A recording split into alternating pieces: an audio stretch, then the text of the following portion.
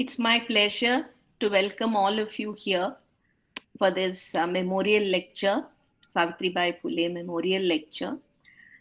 Center for Women's Studies started conducting this lecture in 2014, and this is the sixth Savitribai Phule Memorial Lecture.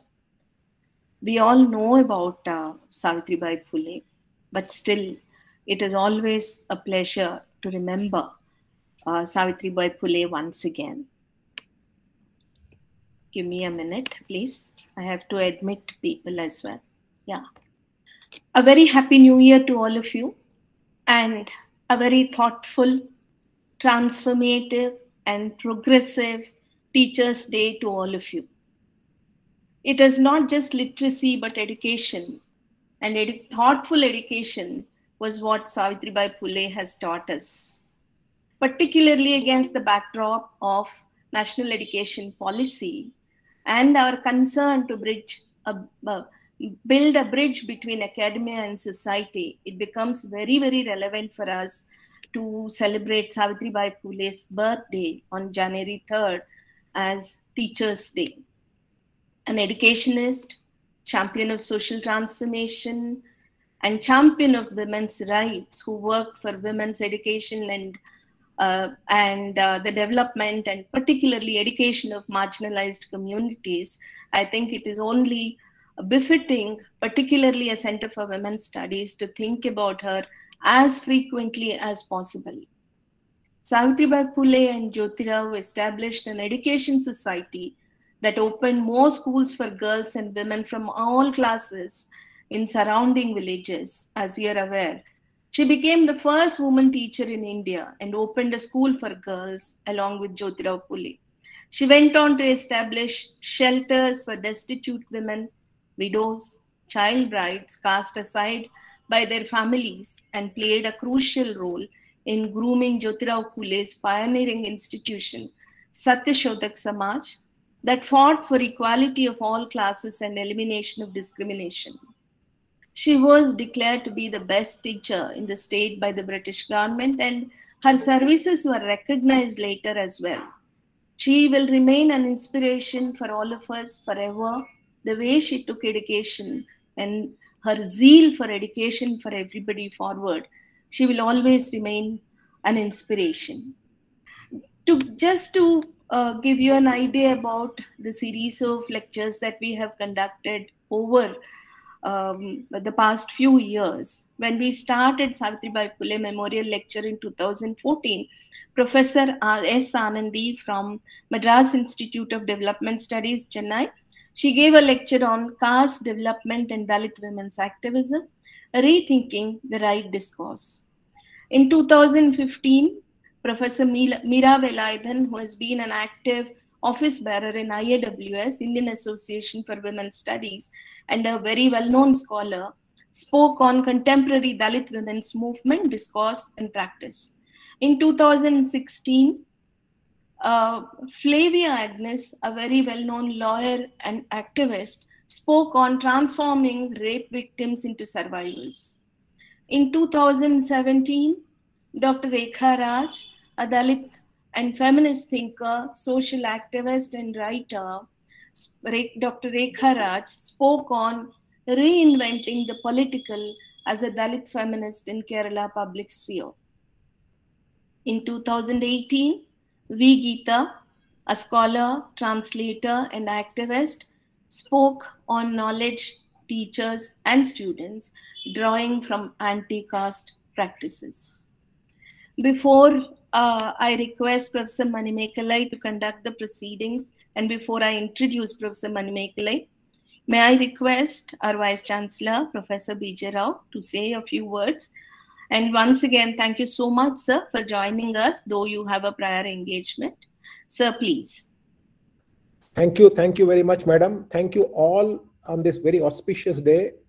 I actually came to welcome our two distinguished guests, Professor Sonajaria Mins and Professor Manimekalai amidst us.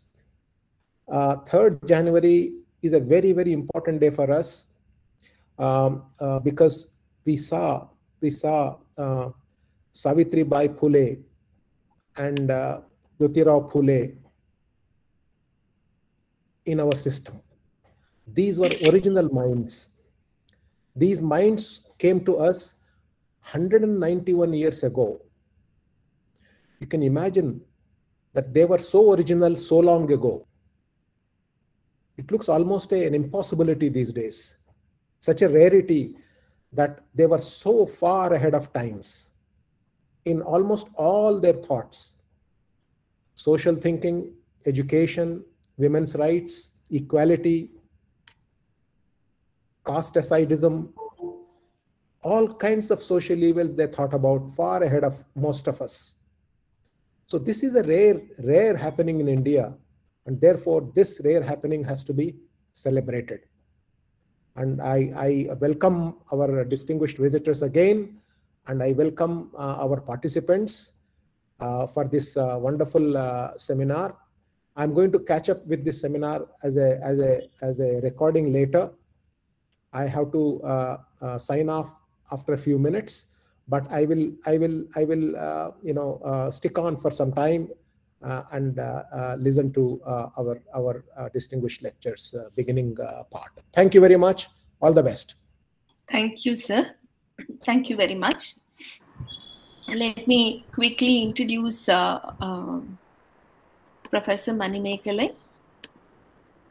Professor Manimekalai has kindly agreed to chair the session.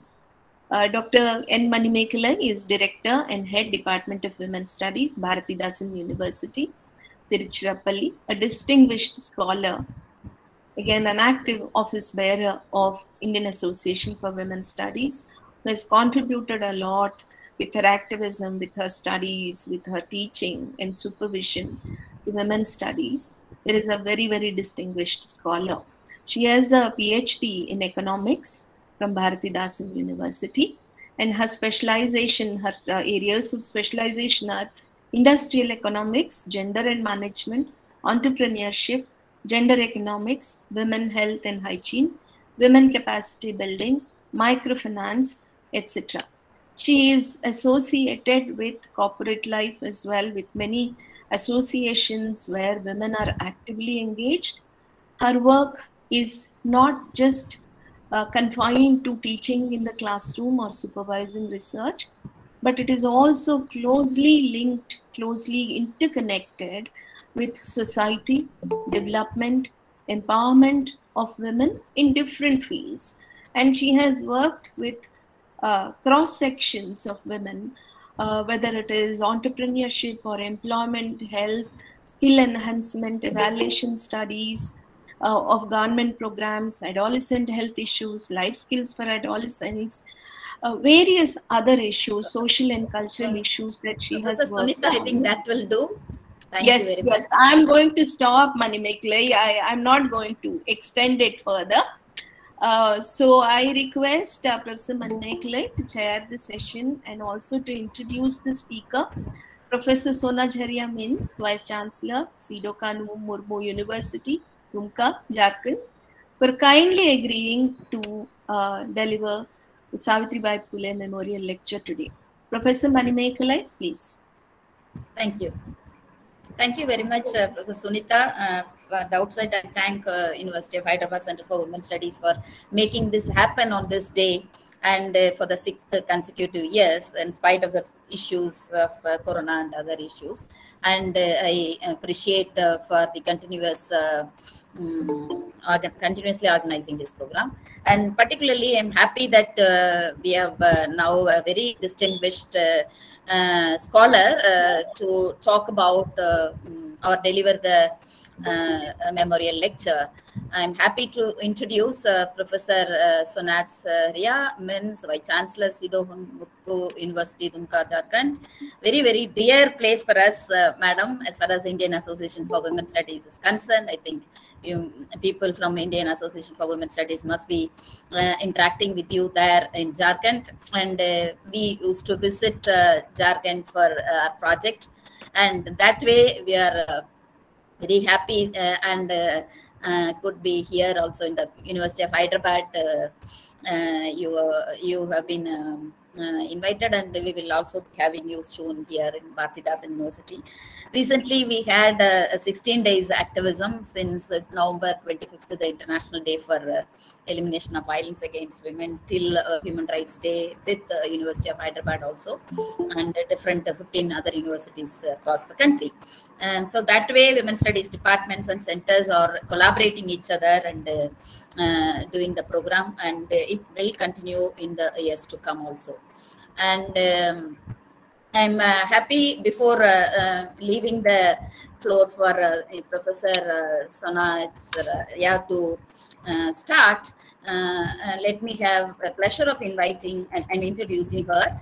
She is basically a computer science person, very, very important, and a lot of new areas, particularly artificial intelligence and other areas are predominantly occupying now. So she is from that department, so quite good to have that such a person as the leader of the university, and must be contributing to the university's growth in leaps and bounds. And she completed all her education from different parts of the country. I'm happy that she was here in Chennai for both her BSc and MSc mathematics, both in the Women's Christian College and Madras Christian College, very renowned institutions, so to say. And the product of Women's Christian and Madras Christian College would certainly be shining, and therefore Madam is also. And later to this one, JNU again. So after around 30 years of, more than 30 years of experience, she was placed here as the Vice Chancellor of Sidho Kanpur University, Dumka, Jharkhand. And her academic contributions go very length, but still I have to say at least a few. As computer science person, she has specialized in different areas and taught discrete mathematics, problem solving through programming, and also to various languages. Then visited different universities within the country, also different universities, including Jamia. And research interest runs to different areas like rough sites to soft computing to data mining. They are all the very important areas. The data science and data mining are the future very, very important areas of future scope. And she has already guided and got their degrees awarded for 17 PhDs, and some of them are also pursuing, 6 of them. And as far as her research contributions are concerned, she has published more than 70 papers, must be now more than that, maybe sometimes this biodata would be might not have been updated. And also contributed to several co-edited books, volumes, and several invited lectures, both within the country and abroad. Visited many countries abroad, like in US University of Minnesota, to several other St. Paul's, Minneapolis, etc. And within the university, she served as Dean, School of Computer System, and also member of various decision-making bodies, and contractor to Chief Advisor, Equal Opportunities Office. That is very, very important. Thanks to GC for introducing that, and also took a very active part in the JNU Teachers Association. And to her credit, she also been active member and expert there in other bodies like IEE, ACM, UGC committees, DSTs, and this one UPSC, and of course the important I'm completing internal complaints committee also. So with these words, I'm happy to welcome you here for this workshop, and I mean this memorial lecture.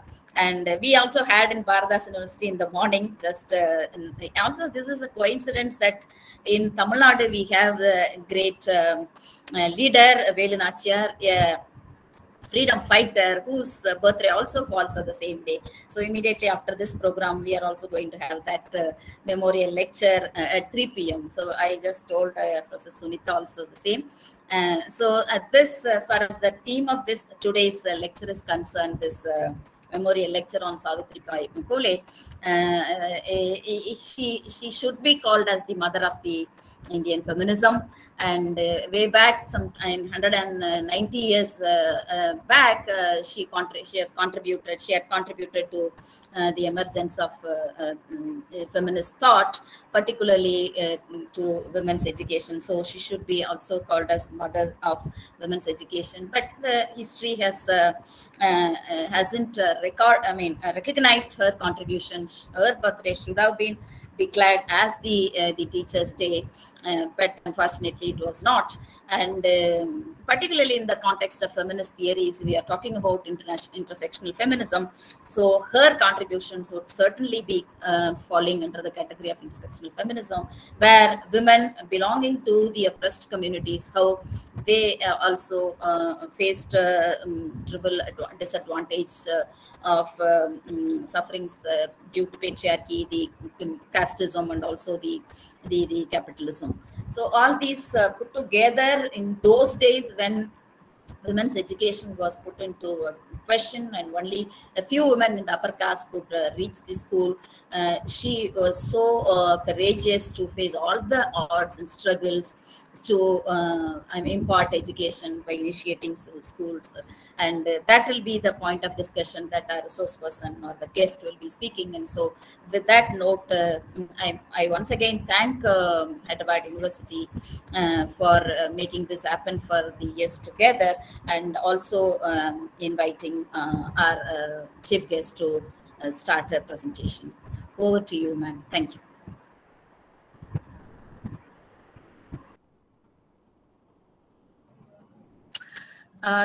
Thank you very much, Professor Mani Meghale, for making a very elaborate introduction. I'm so happy and so glad. In fact, I'm honored to be invited in the series of such great speakers who have delivered this lecture in the past.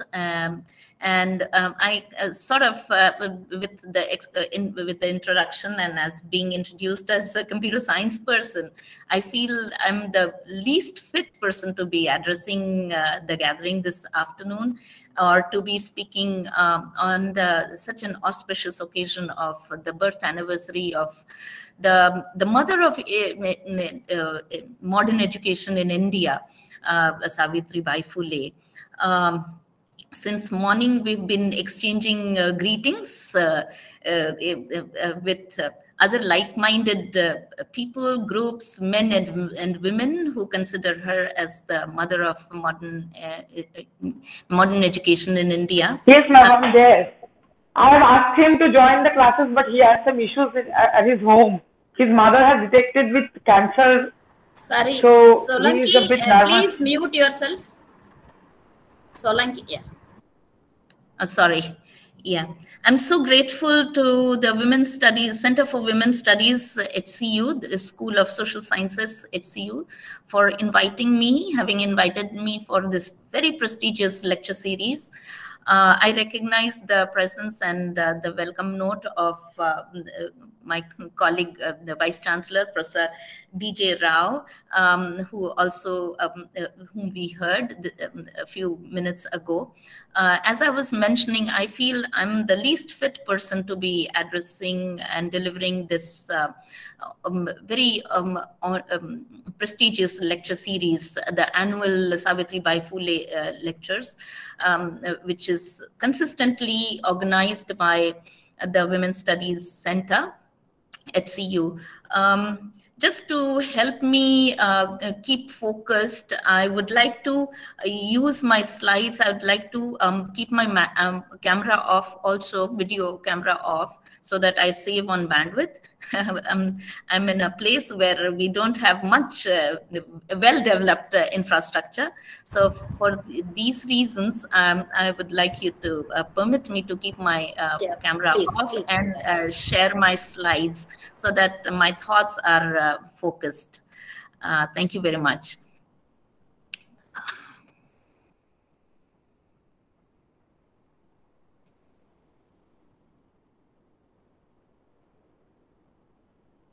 Okay, it's starting with the last slide.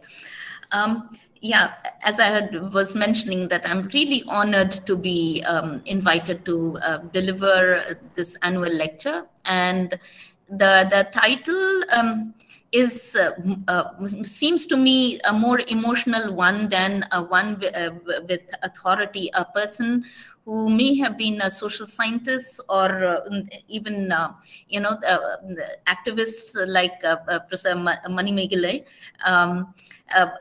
As I fall into the intersectionality of, you know, various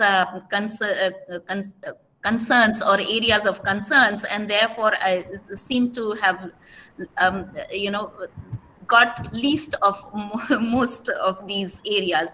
However, I'd like to place my thoughts more than, you know, very, very concrete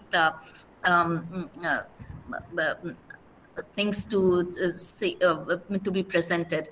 I consider, although the topic is very, very, very important, Savitribai Phule and women's education in India, a retrospect and prospect. But I think due to various reasons, I would like to just keep focused to my slides, which are very plain in a sense. I hope it is visible. Yes, it is visible. Okay. I consider today a day of acknowledgement. And some of you would have seen when I had my camera on. This is the setup. This is the background of my where I sit, and I wish to acknowledge these great personalities because of whom I feel I am where I am.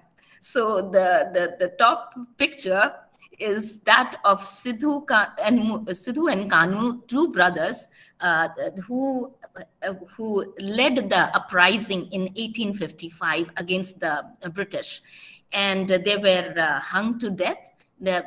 And so the uprising in this region of Santal Pargana, I'm sitting in Jharkhand. This is an eastern part of Jharkhand which sticks out like a rhino's horn.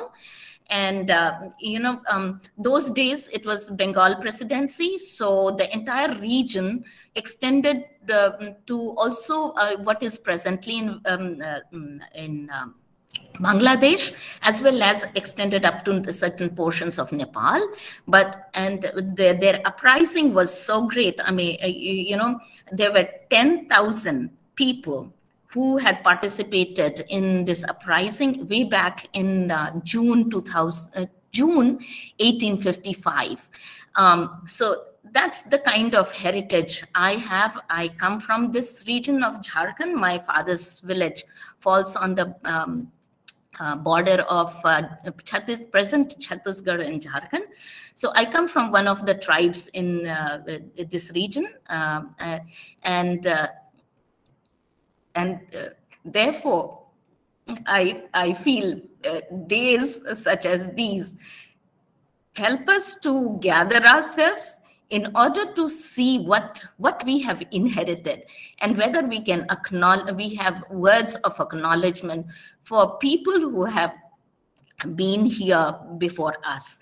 The second person, as you can see, since the picture that was presented to me, the frame that was presented to me was in this size, and that of Savitribai Phule, who was born in 1831, but her work would have actively started around the same time Sidhu Kanu Murmu did, you know. So her uprising, she and her husband's work is definitely again commendable. And, you know, in the sense, it's just not commendable. Her work has been recognized worldwide as Professor Rao was also mentioning, like, they were, this couple actually contributed so much towards the change in the world view of education and how education for all. And so this is a day to acknowledge her walking this earth and being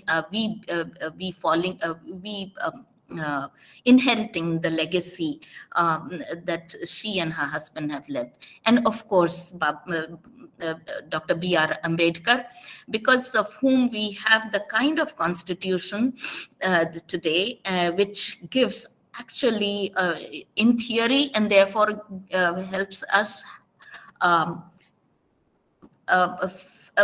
helps us identify for ourselves the goals and the objectives and aims that we would like to have to see to it equality, justice, and fraternity is established in and around wherever we are.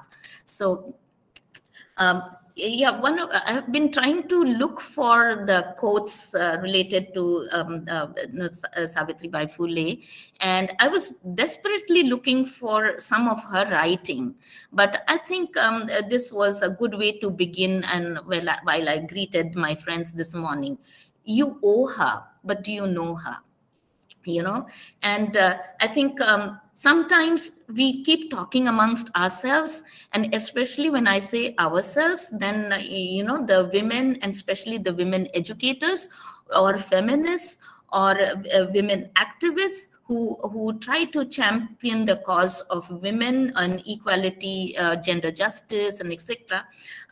We do talk about Savitribai Phule and recognize her as the mother of, let's say, modern education.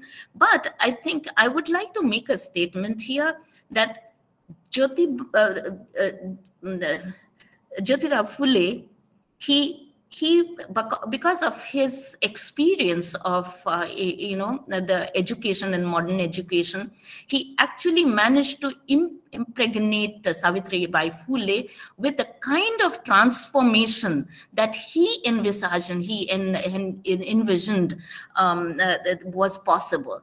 And when he got her to, which was very difficult, some of us know, she was she was like an ordinary woman at that time and space, and who was married at a very young age of 9 to Jyotirao Phule. But then the way he took his responsibility as a husband of this young mind, and both of them together saw to it that, education was the game changer for all those who were being denied even the right to life and right to dignity. So I think at this time, maybe I wanted to do this in the previous slide itself. I wanted each of us to just spend 5 seconds to remember the teacher who has put a life-changing impression on ourselves. And I'm sure it could be a teacher from school, a teacher from college, a teacher who need not have been our class teacher, but another teacher. But, they have left such a lasting impression in our life that, therefore some of us have chosen to be educators. Some of us have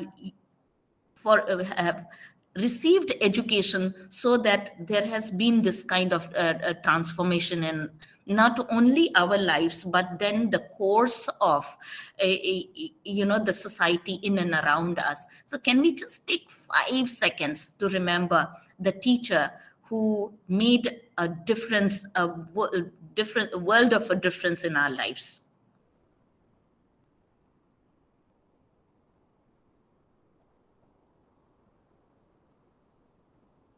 Thank you. I'd like to go ahead and now again recollect some of the terms or some of the things that are written so well and documented in so many books about Savitribai Phule. Jyotirao Phule actually saw that education was a game changer. And therefore, his efforts, which transformed this young bride of his life into a first woman teacher, because we know how they came from Mahar caste, but their students were not only the caste people. You know, there were this Brahmin lady, there were widows who and destitutes who came from all sections of the society, but then she was a first woman teacher who became teacher of women, for women. So therefore she was literally the first woman teacher in this country. The second thing, which because education became a game changer in their own lives, there were paradigm shifts that took place in their family. And she was the first caste woman to invite others to take food in their place at her house, in her probably her dining space. And she was the first one to share the water from her well to others who would have been deprived of that. So you see, this is the kind of transformation that happened in the life of this lady, which probably we can even imagine and try to pose a question. If it had happened to my great grandmother or mother of my great grandmother or something like that, would it had been the same? Maybe not, and maybe yes. But then you see, it was the two of them, Jyotirao Phule and Savitribai Phule, who kept, you know, feeding into like what they received out of education. They kept exchanging notes, which actually changed not only their own paradigm or thoughts, but also whole lot of other things. And I think one of the major radical things which happened, we have numerous other things to account for and talk about Savitribai Phule, but she was the first ever to support marriage without idol, with no priest payment, and no dowry. So do you see, we are trying to imagine a time which was probably 180 years ago, 175 years ago, 170 years ago, and so on and so forth. And at that time, to take up this step and to talk about this, I think this is the kind of radical change that happened in the thoughts and the scheme of things of Savitribai Phule and her husband's,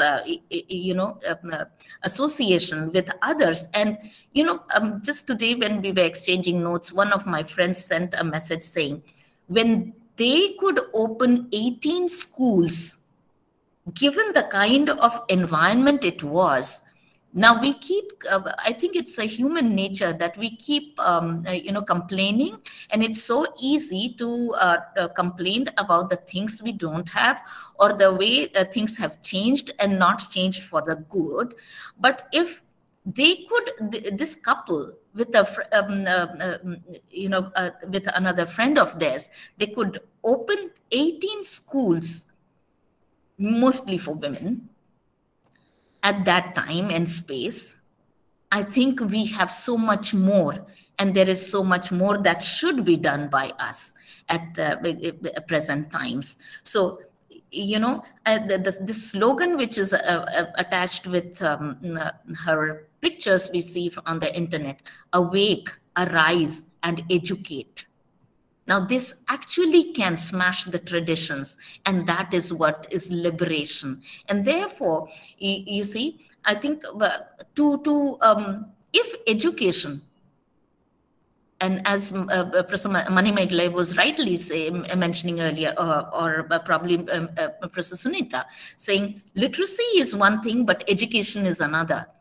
And if it is only literacy, probably this awakening wouldn't happen. If it is only literacy, maybe one doesn't see beyond what is being taught, but education is much more than just literacy, and which, if the education is still limited to literacy, we would not see these opportunities, we would not see the barriers as opportunities. We wouldn't see how to overcome the barriers and rise to the occasion, to see to it that the traditions around us are no more the conforming limits, but you see, the situations and the barriers may probably open ways and allow us to see beyond those barriers in order to help us to the more liberated environment. Now, women's education we can talk about, and I think I'm not an educationist, but much as a data science person, I would not like to again repeat so much that content we can see, and there have been many very good articles, and I think if we just Google search the women's education or history of women's education in India, we do get to read so many very good articles, but there aren't too many. This is what I wanted to mention. I think those of us who are in education, and especially the women, I think it is time also for us to look at women's education rather than just what gets reported as census data. Now, part of history, I think we can look at regionally, and even if we look at the cross sections of society, and how have been the educational institutions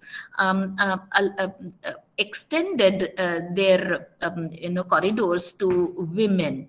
Now, if we look at census data, and I have just tried to pinpoint this 1991 to 2001, this period.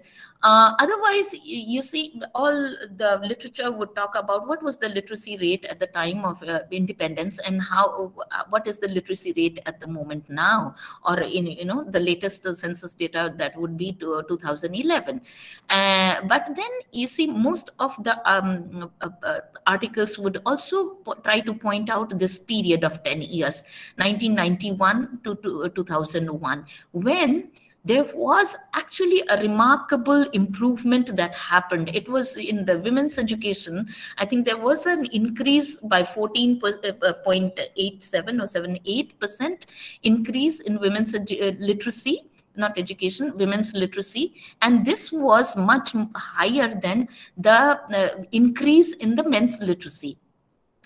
Now, you see, I would like to take all of, I would like, pardon me for doing this, but I would like each one of us to go back with a homework to do, to see if we really want to, write down history of women's education in and around us. Because today, if I get to sit on the seat of a vice chancellor in a state university in Jharkhand, I think it is pertinent for me to trace back the history of education in my, my parents, my grandparents, and so on and so forth, and especially the grandmothers. Not only the mother, the grandmothers. And then how they managed to get education. My maternal grandmother went to school up to class 9. And she had to stop at class 9 because she got engaged to my grandfather. And because, this was, she was forbidden to come to school by the teachers. She went to a school that was started in 1916. My grandmother was born in 1917.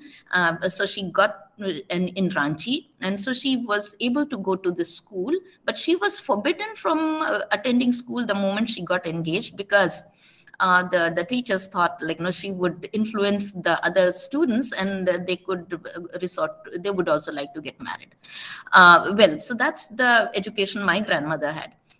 as far as history is concerned. For me and my family lineage, my paternal grandmother, she went to school till class 4. And that was the only thing available for her. And my grandfather, of course, my father's father, my grandfather had been to school till class 1. But it was the resolve of my grandmother that she would see to it that at least one of her children should study as much as possible. And therefore, my father, who was the first generation to go to class beyond, to school beyond class 4, was able to even do PhD from Chicago University. But this happened in 40s and 50s. My father finally did his PhD in 60s. Now, so when we look at education, women's education, and education of the social groups and social communities, because it is pertinent for me to also mention that, as I mentioned, I come from one of the tribes in central India.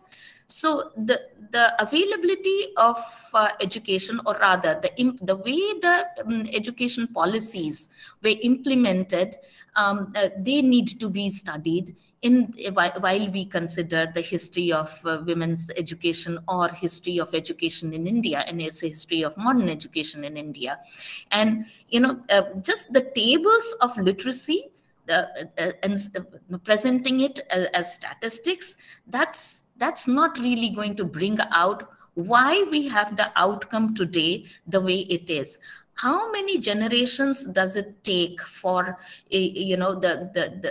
anybody to really come and challenge another person to say, I am equal to you?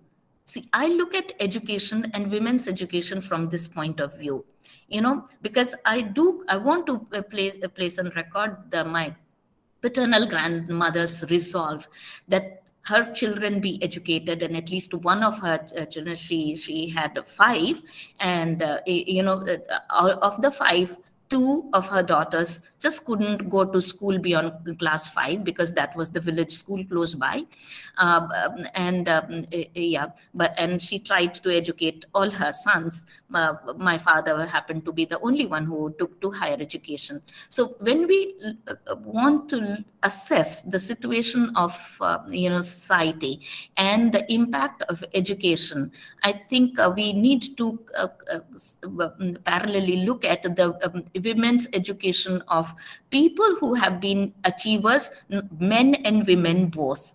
And so, having, as I said, I'm going to be the least fit person to be talking about, as an educationist or a women's activist, but more like a person who has been able to look at university spaces, which the space of JNU, which has enabled me, a computer science person, to also engage and deliberate on matters which affect the Indian society, different and sections of Indian society. And so we have always been faced with these questions. How much space in higher education and higher education leadership is shared by women or is given to women? I'm the only vice chancellor of the 7 universities in Jharkhand who is a lady. I have another university in Jharkhand where pro vice chancellor, she's been officiating as a vice chancellor. So we happen to be only 2 women amongst all the men whenever we have vice chancellors meeting, which is also attended by the departments where, again, there are male colleagues. I have nothing against them, but the very fact that the representation and also is not only the number, or it's a number game, but then, just the participation of women, because it is their right, is one thing to say. And second, if and how the policies get translated into the programs and so on and so forth. The second question I have been again and again posed with, and also I keep asking others because I have been trained in science. So we have been talking about how many women are there in science and how they get treated, because whether we like it or not, patriarchy doesn't get limited only to when it comes to a question of inheritance, but also about the occupying of the space, and whether the excuses and the kind of reasons that are attached to women whenever it comes to academics, and especially in sciences. So DST, the Department of Science and Technology, and other places, although they would have funds explicitly for women and to encourage women scientists, they don't get to be utilized because there isn't an intention for allowing women, or to allow them to occupy the space.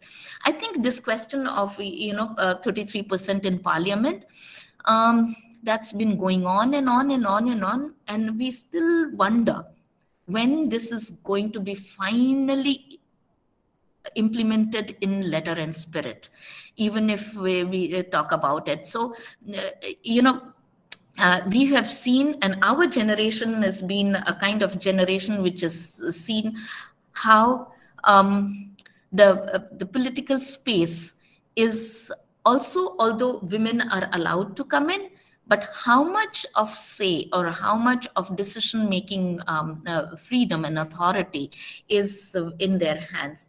Now, my last bullet about, for education in the margins of the marginals, when after being appointed as a vice chancellor of this university, which is Sidhu Kanu Murmu University, I have been traveling to the places in the 6 districts of Santal Pargana. And if some of you would see the condition of schools in the interiors of Santal Pargana and these districts, I think this area is 40 years behind at least Tamil Nadu. I have been educated in Tamil Nadu, and I'm so grateful for receiving education in 4 different states.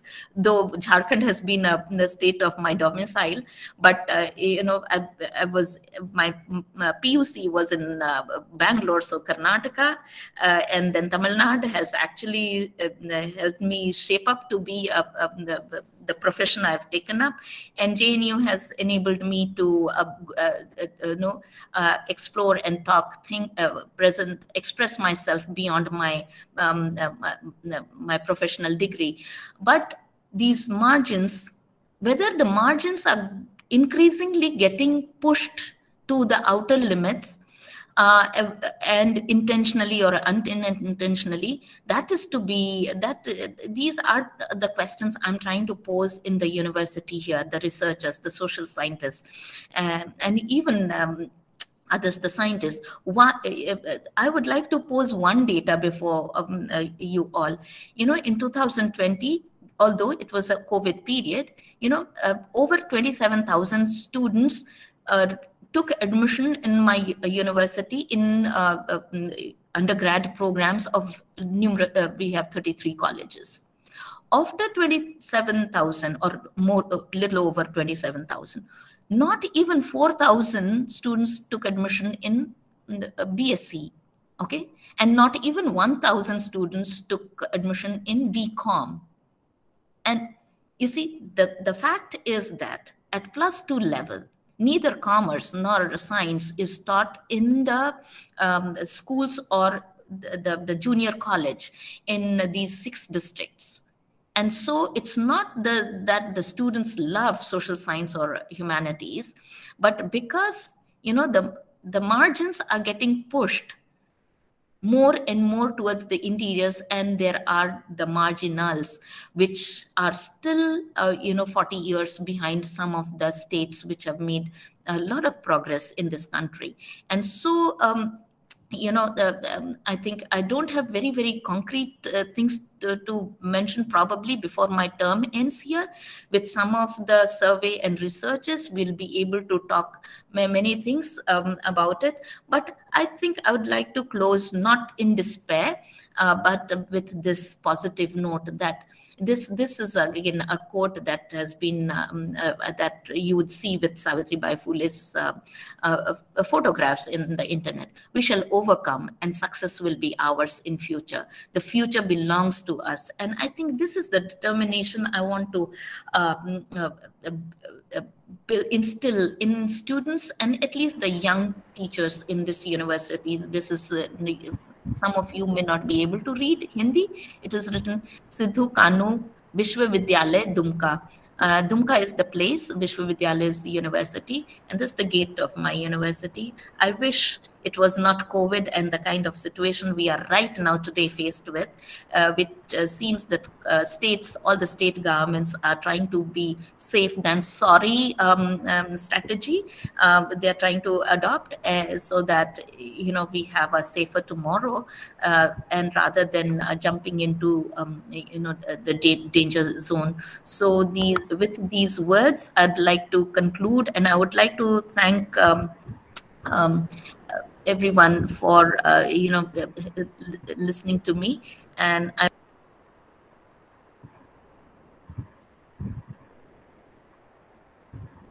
there is a problem with the audio. I once again sorry, I apologize. No. I want to thank the organizers once again for inviting me to to deliver this very, very prestigious lecture. It's been an honor for me. I don't take it as a duty, but it's really sheer honor for me. Yes, thank you, and Johar. Thank you, Professor, for such a comprehensive and an insightful sharing. You started with a need for togetherness. Of course, Savitribai Phule sowed the seed to be together in our own work, and you have narrated well as to how she contributed, and in such a circumstance of difficult times, particularly towards these oppressed. And you raise a lot of questions, particularly in the contemporary context, as to what takeaways from such a renowned feminist scholar who sowed the seed for women's education, the mother of modern education. And of course, with the support of Jyotirao Phule, she could expand her wings, and that is required even for the current contemporary context too, that men should also be with women to extend support, so that the kind of deep-rooted, socially institutionalized the issues right from now. We are facing the declining sex ratio, which is the root for everything, whatever the other kind of discrimination that we face. And you rightly pointed out the very pertinent issue of under the four important heads, which I should appreciate. They are very, very important issues to be considered in the contemporary context as to where are we in the. It is like questioning even some 200 years, around 200 years back, Savitribai Phule could work towards bringing women together, particularly the oppressed, and contributed to the emancipation. But why still there are lack of women in leadership positions, and what kind of the scenario, the policies, the programs when the women are there, part of the decision-making bodies. And we in the UGC also had the capacity building program for women managers in higher education, particularly for academic leadership. Even that has been discontinued, or rather merged with a very insignificant focus. And so that is an important question you raised, and people who are attending here must take it forward, why there is a shortage there in STEM field, why there is a, you also raised this important issue of like the participation of women in higher education, why there is a dropout of a huge gap from the school to college.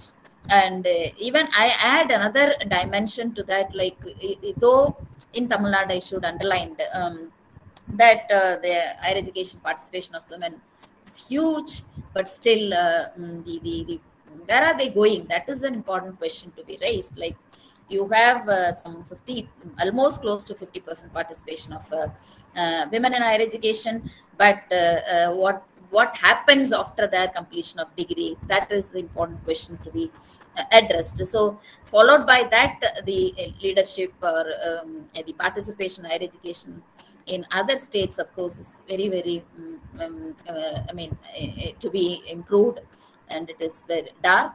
But the concerns as to why women are not sustaining in STEM, the science, technology, engineering, and maths is a pertinent question. That area you have highlighted, and like retrospect, what has to be done. And of course, the parliament for the past 30 and odd years, we have been demanding, but it is not yet sanctioned. So that shows the heightened patriarchy on the one hand, and also the capitalist patriarchy, political patriarchy itself. And the final is the important area, margins of margins, that started long back in the context of how our mother of modern education contributed. So she was very much focusing on the margins of the marginalized, but why still we are talking about, and when would be the time when we will claim that there is equality and inclusive development is taking place, and smashing of all these social institutions which really stay as a barrier towards empowerment of women on the one hand and empowerment of the marginalized on the other are the important questions to be resolved. And there was even an article here, how long you will be talking. So we have people like I was mentioning about Velu Nachiyar, who fought in 18th century itself, and established her kingdom here against the Britishers. But what are the roots of those people? That is again the question to be. So we have people who have contributed in those circumstances and paved a way for us, but still we are not able to achieve much. Though there are areas where we could make a mark. But in terms of women empowerment, in gender equality, we have to go a long way. So with this kind of a summary, I once again appreciate the kind of questions you raised, and also left it to the participants as to how we could jointly contribute together.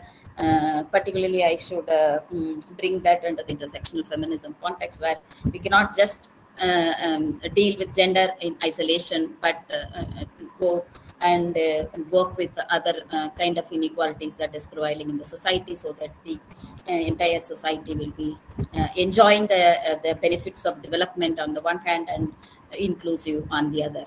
And once again, on behalf of the participants, I thank you very much for such a wonderful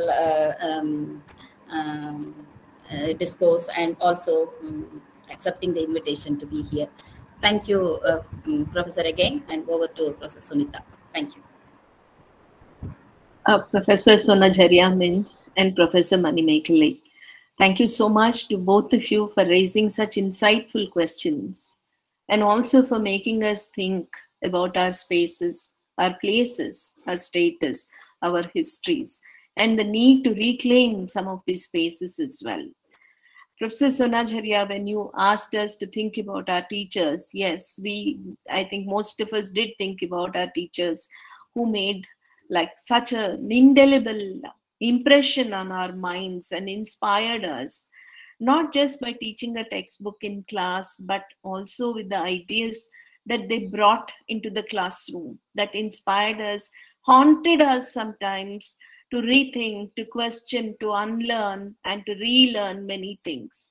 Thank you so much. In fact, when you were referring to grandmothers and the histories that we all have, I was thinking of so many things, memories that come back to you, like how probably some of us have grandmothers who are not educated but who try to learn the alphabet by writing in the sand, which also becomes a kind of a metaphor, right? Writing in the sand, which doesn't come to you, but the memory is still there. The companionship, the solidarity, the alliances, the cross-sectional, intersectional solidarities have really proven to be very instrumental in our politics and in our ideologies. Education is, particularly education for women, could be probably when we talk about education for women, there is also a need to think about the historical struggles that many women like us have fought. It hasn't come to them very easily. I think a lot of struggle has gone into it. And I cannot but think of the pandemic situation, what is happening to many girls, many young women who are struggling to get education, who had to drop out, who have no access to online education, and for whom home has become a constricted space. The challenges that are being thrown constantly. Thanks once again, Professor Sonajaria Mins, for agreeing to interact with us. It's a great pleasure, and it's a great honor to have you as a speaker. Yes, we all speak from our experiences and our locations. As gender studies students, we all know that these experiences, these subjective narratives are very crucial for us in constructing histories. Thank you, Professor Manimekalai, for bringing in so many, thoughts, and also to, go back to Professor Sonajaria's talk as well, again and again. And thanks to many other colleagues here, students here, and audience from outside the university, friends, colleagues, and students from outside the university. Since this is a memorial lecture, we are not going to have a question-answer session, but one of our students, Prajwal Gaikwad, will propose a formal vote of thanks. But on my behalf and on behalf of Center for Women's Studies, please allow me to thank all of you once again. And could I request all of you to turn on your video for a minute, please? We'd like to take a picture for our UOH Herald. Please, just for a minute, please turn on your video.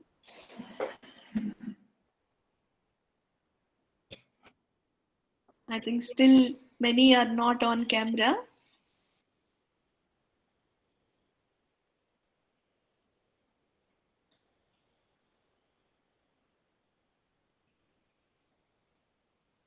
Yes, please. Some more cameras have to be on.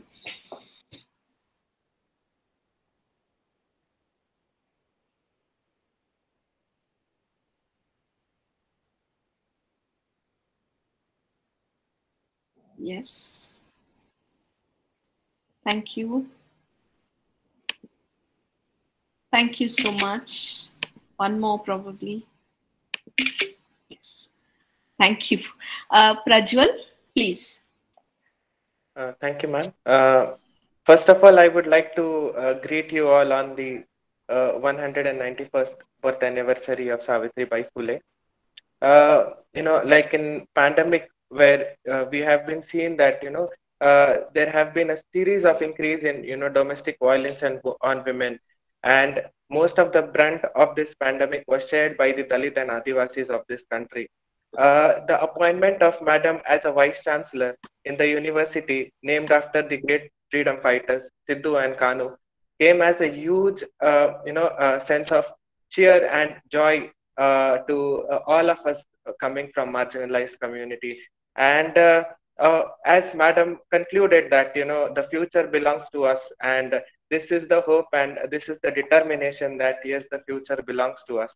On behalf of the center, I would like to thank you, Madam, for your precious time and also addressing us on this precious occasion. I would also like to thank the chair, Professor Minakalai, for giving her precious time. I also extend my greetings to our Vice Chancellor for his presence. On behalf of the center, I would like to also thank all the audiences who gave their valuable time and attended this lecture. Thank you so much. Thank you, Prajwal. Once again, a very thoughtful and inspiring and progressive Teachers' Day today. Let us continue the spirit, and as Professor Min said, yeah, let us end on a note of hope. Thank you. Thank you. Thank you very much, Professor Sulita. Yeah. Thank you very much, ma'am. It was a great organization and great initiative. Thank you. Thank you so much. Thank you all. Thank you very much. Thank you.